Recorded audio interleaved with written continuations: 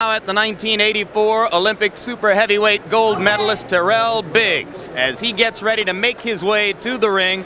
Biggs, of course, 4 years ago was the star heavyweight in the Duvas main event stable when he fought against Mike Tyson in 1987 in Atlantic City.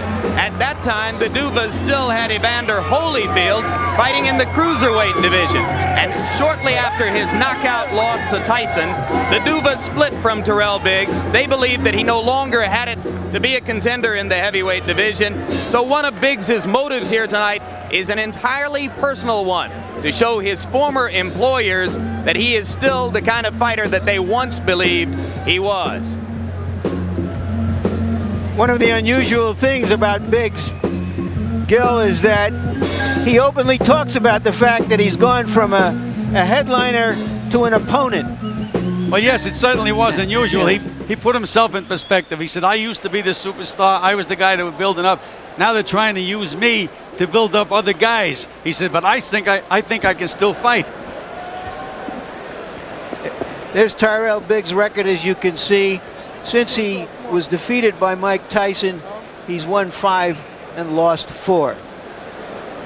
And maybe the best argument he can make that he can still fight was that showing against Bo, because for much of the fight he was competitive and looked better than he had in years, Gil. He certainly was, and at the one time in the fight, he had Bo in trouble, and it was the first time I saw him really set down on punches and really bang away, and that's what he says he's going to do tonight. All right, now here comes the man who knocked out Riddick Bowe in Seoul, South Korea for the Olympic gold medal in 1988. Lennox Lewis. He is Canadian and English, fighting out of England now, and this will only be his second appearance of an 18-fight career. Tonight, fight number 18 as he comes back to the USA. The question I have, Gil, is whether being an amateur, however successful for so long, could hurt him the way it might have hurt Biggs. Whether that amateur attitude and style was so deeply ingrained that they never become real professional prize fighters. Well, you know, that is a very good point. And Larry, he brought over a very good amateur trainer by the name of John Davenport, but I stressed the word amateur. And so whether or not it would have been better for him to get a more professional guy like an Eddie Futch, for example, remains to be seen. But certainly amateur boxing is different from professional boxing. We'll see tonight whether he's advancing the same way, for example, a Riddick Bowe has advanced. And the record for Lennox Lewis, 17 wins, no losses against an almost ludicrously weak list of opponents. 15 of the wins by knockout. And we take a look at the tail of the tape, and you will see that the two fighters are almost identical in size and frame. Both in the range of 6'5", both around 230 pounds. So they will face each other as physical equals. And the last time they fought, incidentally, the one previous meeting between the two, was in 1984 in Los Angeles. This, incidentally, is the first heavyweight fight between two heavyweight Olympic gold medalists since Foreman defeated Frazier on January 22, 1973. And again, we remind you, Lewis, the 1988 gold medalist, Biggs beat Lewis with a 5-0 decision at Los Angeles en route to the gold medal in 1984. And here are our punch stat numbers to give you an idea of just how these fighters fight. Lewis, as you can see, a more accurate puncher. And as you can also see, although Biggs is well known for his jab, Lewis throws more jabs than he. This is a matchup of two power forwards who like to move in behind big jabs. Rules, and for that we turn it over to our unofficial official scorer, Harold Letterman. Lennox Lewis and Tyrell Biggs will fight tonight using the rules of the Georgia State Athletic Commission. 3 judges scored a fight on a 10-point must system. No standing 8 count. The 3 knockdown rule is in effect, and you cannot be saved by the bell in any round, including the last. And if the fight is stopped because of a cut produced by an accidental headbutt, we go to the scorecards after 5 rounds have been completed. Up until then, it's a technical draw. All right, Harold, thanks very much. Right now, let's go to the familiar face and voice of ring announcer Michael Buffer for pre-fight introductions.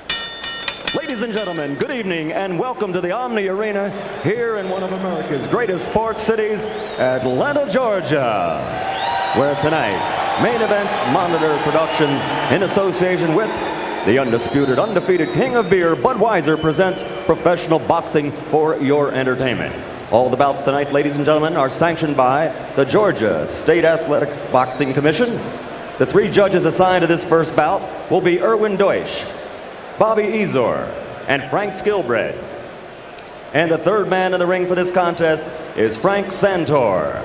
And now, ladies and gentlemen, a special bout in the heavyweight division scheduled for 10 rounds. Introducing first, fighting out of the red corner, wearing the white trunks with black trim. He weighs an even 231 pounds. He is the 1984 Olympic gold medal champion in the super heavyweight division, and now as a professional his record is 19-4 with 12 KOs. Ladies and gentlemen, from Philadelphia, Pennsylvania, Tyrell, the TV Terror Biggs. And across the ring in the blue corner, his opponent wearing the red trunks with black trim, weighing in at 230.5 pounds. He also is an Olympic gold medal champion in the super heavyweight division from 1988. He's undefeated now as a professional, 17-0, 15 by KO, ranked number 3 in the world by the WBA. Ladies and gentlemen, from East London, England, Lennox Lewis.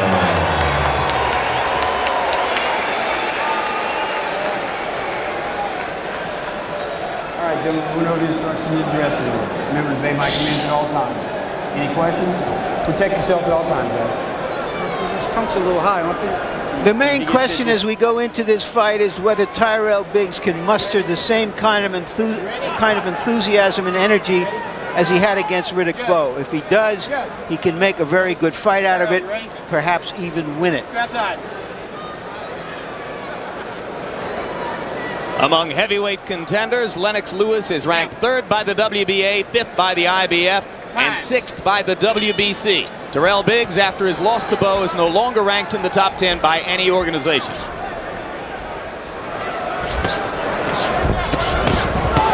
Lewis comes out firing and lands a right hand to drive Bowe into the ropes. Great, there you go. Make it Biggs, not Bowe. You may be thinking of the future, Larry. Yeah, I'm thinking of something that might happen down the road.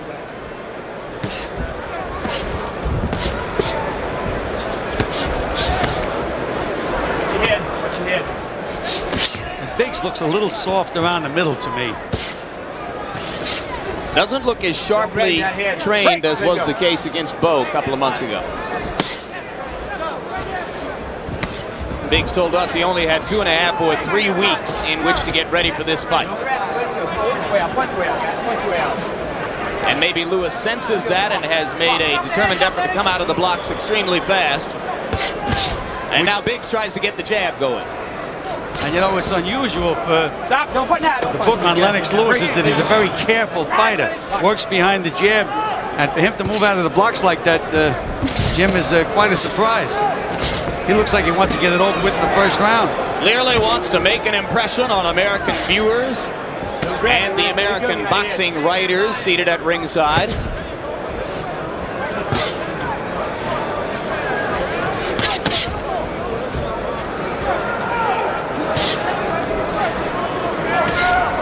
When Tyrell Biggs can get the jab working, he is a very stylish-looking heavyweight.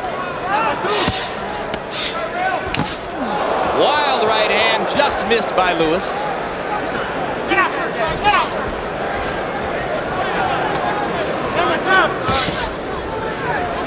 One of Biggs' biggest problems in the past was that he tried to punch and get out of the way at the same time, and it took all of the sting out of his punches.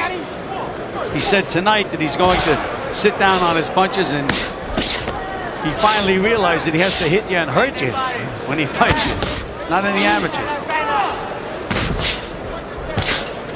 Both men are landing the jab here. Biggs has not tried to follow with anything. Lewis is the one who is throwing big right hands over the top, most of which have missed so far, except for the one early connect that pushed Biggs into the ropes. But as you can see, Tyrell Biggs is fighting from a flat-footed stance, which is very, very unusual for him. None of the side-to-side movement, not on his toes. Lead left hook just missed for Lewis. Now 2 right hands land, and another. And Biggs ties him up. Don't grab me behind me. Come on, step back. Round 1 coming to a close.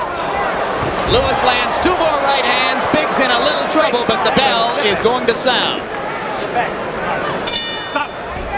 We spoke about the amateur attitude that might be ingrained in these fighters from their long amateur histories, but right there, Lennox Lewis showed us some real professional attitude. Just relax and use your jab, okay?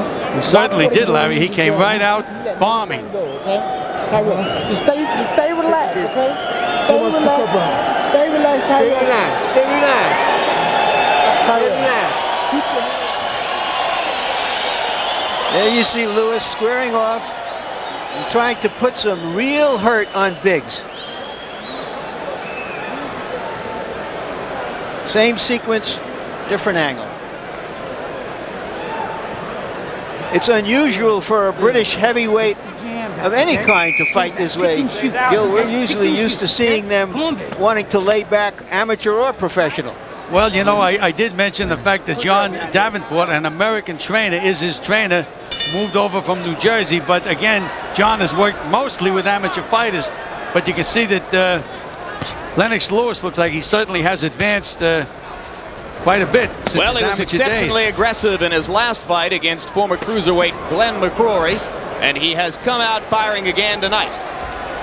Lewis, once again, pinning Biggs against the ropes with right hands, and now Tyrell pivots off the ropes and lands a couple body shots.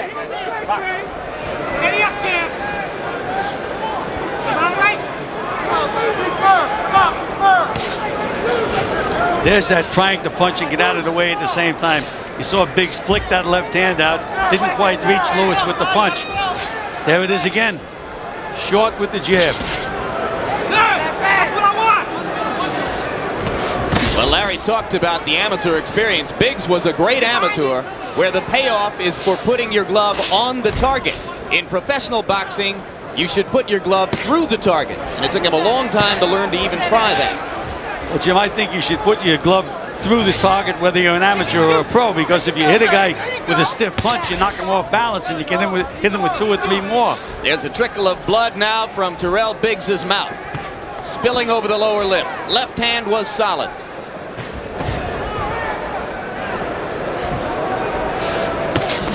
Work that 3 down. Here you go, baby. Move it. If you saw Biggs Tyson in 1987, you know that Tyrell gets a very pained expression on his face, almost as though he's about to weep when he's being badly beaten in the ring. Traces of that expression are already beginning to creep around the eyes of Tyrell Biggs tonight. Lennox Lewis looks like much the stronger guy physically, Jim. Looks like he can handle Tyrell on the inside.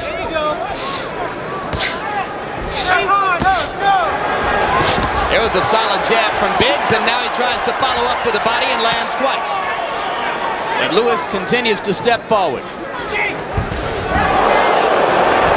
That right hand did not connect.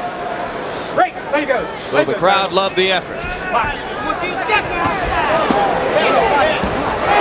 Uppercut is solid, and Tyrell Biggs once again pinned against the ropes. Let him go. Come on. Box. And Biggs with a left to the body and a left over the top. Good stiff left hook by Tyrell Biggs.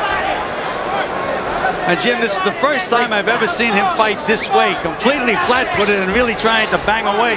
That's what he told us he was going to do in the interview, and that's what he's doing. 10 seconds to go in round number 2, and in the second half of this round, Biggs has started to come alive a little. Stop. And we remind you, coming up a little bit later in the evening, our live coverage of the heavyweight championship fight between that man, 29-year-old Evander Holyfield, in his hometown to take on the opponent of the week, Smokin' Bert Cooper. Once again, if you're not a boxing fan, the intention for Holyfield tonight had been to fight Francesco Damiani of Italy. He dropped out less than a week ago with a twisted ankle. Bert Cooper is the chosen opponent with less than a week's notice. And some people think that Cooper will be a lot more dangerous for Holyfield than Damiani would have been. All right? Jab, right hand. Hands up, start stepping to him, okay? Start stepping to him. Remember, step to him with your jab, right hand behind him. Okay? Watch with that elbow. Outside that elbow. Stay here. Stay here. Very often the difference in fights like these is you have one fighter on the way up who's never had his shot, still has a dream of being a champion. The other fighter has had his shot. Can the other fighter, meaning Biggs, really sustain his enthusiasm through a barrage of punches? Well, Larry, if in fact Biggs can land a couple of good solid punches, he can get that adrenaline flowing. But he can get discouraged a lot easier than a Lennox Lewis can get discouraged in a fight. And right now in this round, he's already taken 2 discouraging right hands. That one just missed. But this is rapidly deteriorating toward target practice for Lennox Lewis. There's a good stiff jab. And another. And there's the right hand he was supposed to follow it.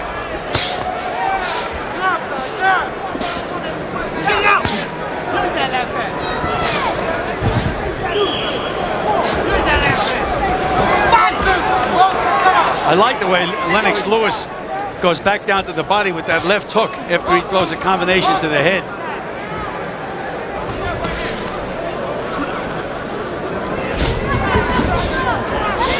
One of the things for which Lewis has been criticized in the English press is an inability to put punches together. So he has been working on that.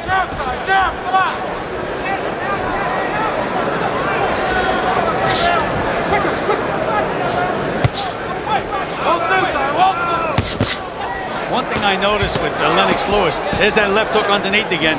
One thing I noticed, he really doesn't feint as much as I think he should feint. He walks, he gets within punching range and snaps that jab right out. Sometimes it's good, you feint a little bit, let the guy fall for the feint, then you nail him. Very little head movement for Lewis. Could be a problem later on, particularly for a guy who's 6 feet 5 inches tall, and down goes Biggs from the solid right cross. That was a good, solid right hand right on the chin. 7, 8. Tyrell's going to get up at 8. Here we are. Gets a little breather. He showed courage against Bo. And there's another right hand, and that might be it.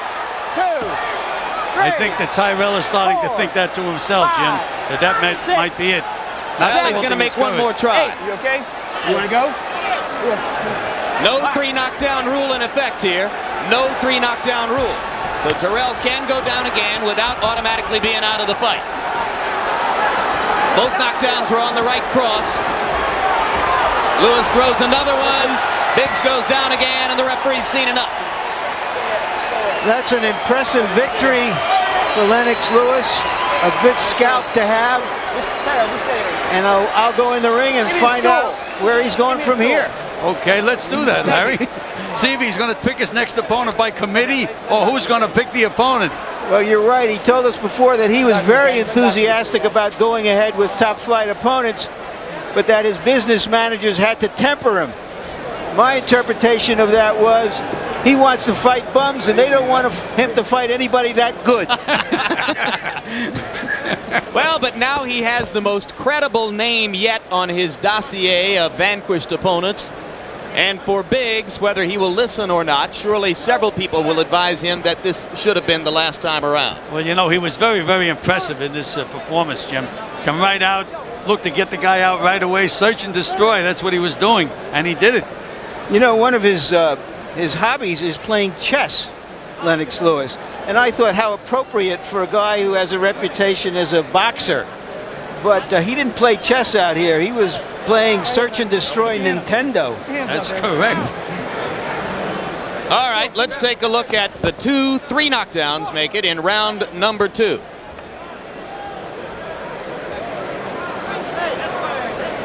There was the first solid right cross, as you said, Gil, right on the button.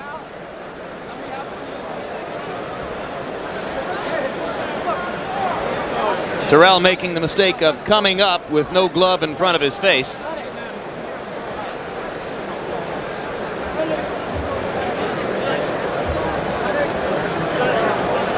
Anytime you slip a punch, Jim, as you said, he should have come up throwing a left hook, even just to protect himself.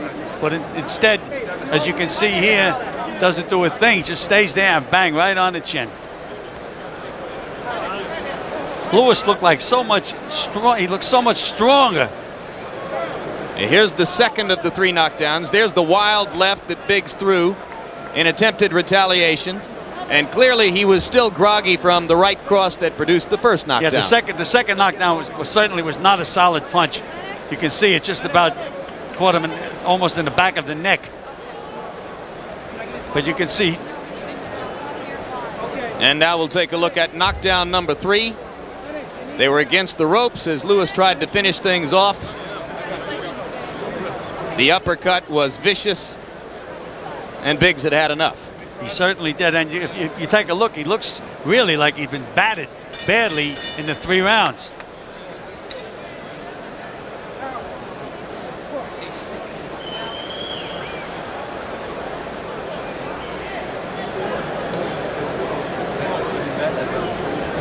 There's the uppercut that set up the final punch. So Tyrell Biggs is waved off after the 3rd knockdown, and Lennox Lewis has the 18th win of his career, the 16th by knockout.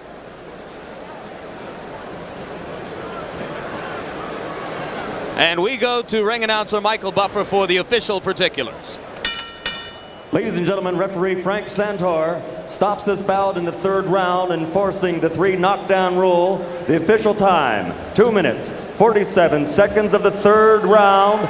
The winner by TKO victory, still undefeated, Lennox Lewis.